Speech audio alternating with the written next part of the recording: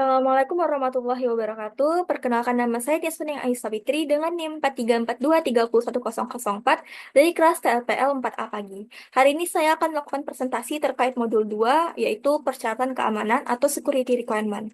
Presentasi kali ini berjudul membangun keamanan yang kokoh sesuai persyaratan keamanan, yang mana pembelajaran dari kebocoran khas password di aplikasi Slack.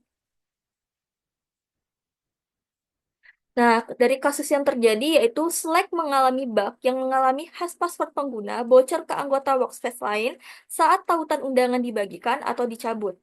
Meskipun hash tersebut tidak dapat langsung digunakan untuk mereset password, namun hal ini menunjukkan kelemahan dalam perlindungan data yang sensitif di aplikasi Slack. Kita masuk dulu ke pengertian persyaratan keamanan, yang mana persyaratan keamanan adalah kriteria atau spesifikasi yang harus dipenuhi oleh suatu sistem, aplikasi, atau proses untuk memastikan perlindungan data, sumber daya, dan penggunanya. Persyaratan ini bertujuan untuk mengurangi resiko dan kerentanan yang dapat mengakibatkan akses tidak sah, pelanggaran data, atau insiden keamanan lainnya. Tujuan dari persyaratan keamanan sendiri yaitu mengidentifikasi dan menentukan persyaratan keamanan yang relevan untuk software yang dikembangkan, serta mengidentifikasi persiapan yang dibutuhkan dalam aspek keamanan dalam pengembangan software. Persyaratan keamanan terdiri dari persyaratan keamanan inti, yang mana di dalamnya ada kerahasiaan untuk mencegah akses tak sah, integritas, yang mana menjamin data tidak diubah tanpa izin, ketersediaan, yang mana sistem siap digunakan kapanpun dibutuhkan, autentikasi, yang mana ini merupakan verifikasi identitas pengguna, otorisasi, pengguna hanya dapat mengakses fitur yang berhak diakses, serta akuntabilitas, yang mana setiap aktivitas dapat dilacak dan dipertanggungjawabkan. Masalah pada kasus yang terjadi yaitu terjadi pada satu kerahasiaan yang mana hash password bocor ke pengguna lain, kemudian integritas yang mana potensi penyalahgunaan data yang bocor. Solusi yang dapat dilakukan pada kasus yang terjadi yaitu satu, pada kerahasiaan yang mana pemisahan data sensitif, jangan sertakan hash password atau informasi autentikasi dalam objek yang bisa diakses atau dibagikan seperti metadata undangan. Kemudian enkripsi tambahan untuk hash atau token autentikasi di sisi server.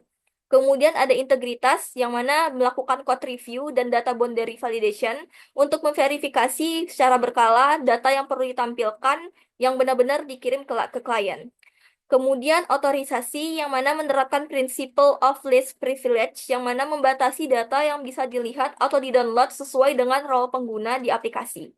Kemudian autentikasi dengan menerapkan two-factor authentication untuk mengurangi resiko penyalahgunaan jika hash berhasil dihack. Kemudian ketersediaan yang mana menyiapkan rencana respon insiden dan sistem pemulihan cepat agar saat insiden terjadi sistem tetap berjalan. Misalnya dengan session token sementara. Kemudian akuntabilitas yang mana menerapkan audit trail setiap akses atau perubahan terhadap data autentikasi atau logistik tercatat secara lengkap.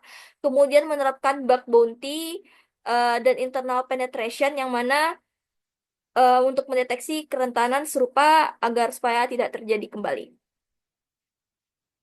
Kemudian alasan mengapa perlu diperbaiki hal-hal tersebut. Yang pertama, pelanggaran satu persyaratan keamanan itu bisa membuka pintu ke pelanggaran lainnya. Kemudian kedua, kepercayaan pengguna bisa runtuh jika akun mereka tidak aman di aplikasi. Kemudian keamanan aplikasi adalah tanggung jawab bersama, bukan hanya di bagian teknis saja. Kesimpulan dari masalah ini yaitu kebocoran hash password di Slack menunjukkan bahwasannya fitur sederhana seperti undangan bisa beresiko besar jika tidak menerapkan prinsip keamanan dengan baik. Kerahasiaan, integritas, otorisasi, dan akuntabilitas harus diperhatikan di setiap bagian sistem. Kelalaian dalam satu aspek saja itu bisa membuka celah bagi penyerang, serta menerapkan keamanan sejak awal adalah kunci untuk menjaga aplikasi tetap aman dan terpercaya. Sekian presentasi dari saya. Wabillahi taufiq wa hidayah. Wassalamualaikum warahmatullahi wabarakatuh.